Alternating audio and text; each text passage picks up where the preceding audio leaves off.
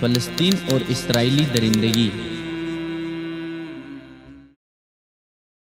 سرزمین فلسطین کی شان بیت المقدس جو عرصہ دراز سے ظالم اسرائیل کی درندگیوں کے نرغے میں ہیں، اور وہاں کے مظلوم مسلمان اسرائیلی ظالم فوج کی ظلم و ستم سے بچنے کے لیے نہ چاہتے ہوئے بھی ہجرت کرنے پر مجبور ہوتے آ رہے ہیں، جبکہ فلسطین پر اسرائیل کے ناجائز قبضے اور جنگی جرائم کے خلاف اپنے حقوق کے لیے لڑتے ہوئے بے شمار فلسطینی شہید بھی ہو چکے ہیں، اور تاحال اسرائیلی فوج کا سلسلہ شیطانیت جاری ہے۔ یوں تو انسانی حقوق کے ادارے بھی واضح طور پر فلسطین میں غزہ کی پٹی اور مغربی کنارے پر اسرائیل کے ناجائز قبضے اور درندگی کو انسانی حقوق کی خلاف ورزی کی بدترین مثالیں قرار دے چکے ہیں، لیکن ایسے بیانات فی الحال کھوکھلے نعرے ہی ثابت ہوتے آئے ہیں۔ جیسا کہ فلسطین پر اسرائیل کے طویل ناجائز قبضے کے بعد سے فلسطینی مسلمانوں کو بے گھر کرنے کے ساتھ ساتھ صفاقی سے قتل بھی کیا جا رہا ہے، اور مذکورہ کھوکھلے بیانات کے پیش نظر سلسلہ صہیونیت مسلسل جاری ہے۔ بہرحال اقوام متحدہ سمیت انسانی حقوق کے دیگر ادارے فلسطین پر اسرائیلی مظالم کو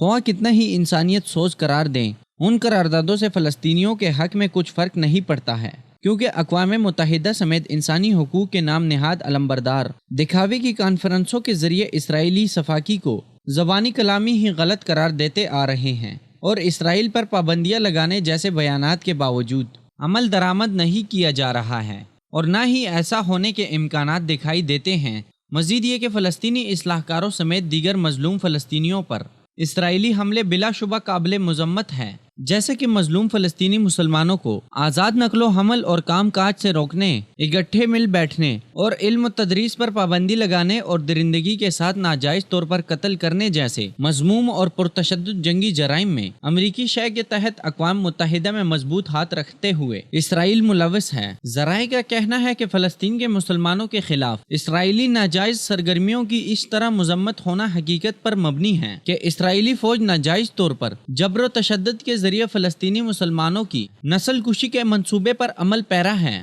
خصوصاً فلسطینی مسلمانوں کو انسانی حقوق کے علمبرداروں کے جھوٹے بیانات سے محتاط رہنا چاہیے، کیونکہ اقوام متحدہ کے حسب معمول رویے سے ثابت ہوتا ہے کہ گزشتہ غیر مؤثر بیانات کی طرح فلسطینیوں کو آئندہ بھی آزادی کے حق سے محروم رکھنا بعید نہیں ہے۔ بلا شبہ ایسے رپورٹس جو فلسطین میں روزمرہ کی بنیاد پر ہونے والے مظالم پر مبنی ہو، ان کو دنیا کے سامنے لانا معلومات کی حد تک تو بہت اہمیت کی بات ہے، لیکن عالمی برادری کو مظلوم فلسطینی مسلمانوں کے لیے عملی طور پر انسانی حقوق کے تحت مسئلہ فلسطین نمٹانے کی کوشش کرنا چاہیے۔ واضح رہے کہ اسرائیل فلسطین میں اپنے جنگی جرائم کو اخلاقی غرض ہر اعتبار سے قانونی حیثیت دینے کے لیے ہمیشہ سے اقوام متحدہ کا اپنے حق میں ناجائز استعمال کرتا آ رہا ہے، تاکہ فلسطین میں وہ اپنی مذموم سرگرمیوں کو قانونی رنگ دیتے ہوئے بآسانی جاری رکھ سکیں، اور اس میں اسرائیل کامیاب بھی ہوتا آ رہا ہے، کیونکہ باطل قوتوں کی کٹپتلی ادارے اقوام متحدہ میں اس کے پنجے بہت مضبوط ہے،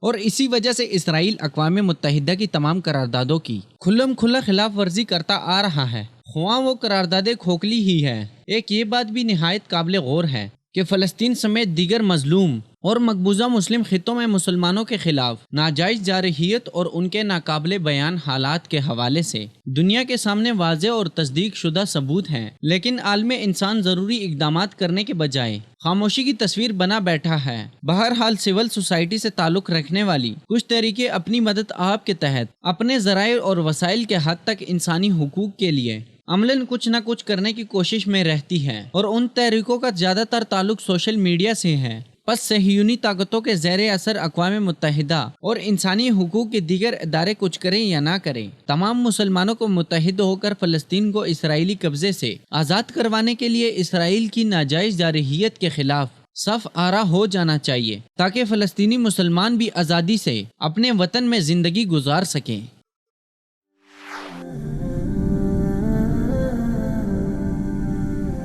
وصال اردو،